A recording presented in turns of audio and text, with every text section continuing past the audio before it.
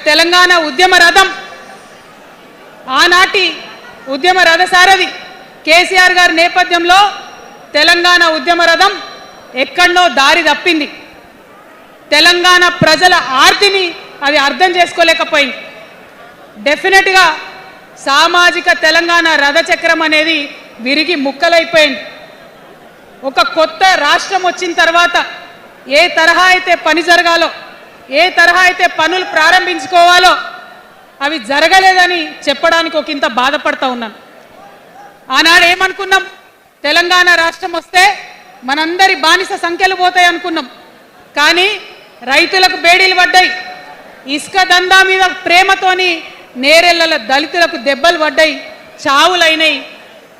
ఒకరిద్దరు కలిసి మాట్లాడుకోవాలంటే ఎవరు ఫోన్ ఎక్కడ మానిటర్ చేస్తుండ్రో అని భయం, వ్యక్తిగత స్వేచ్ఛ లేదు.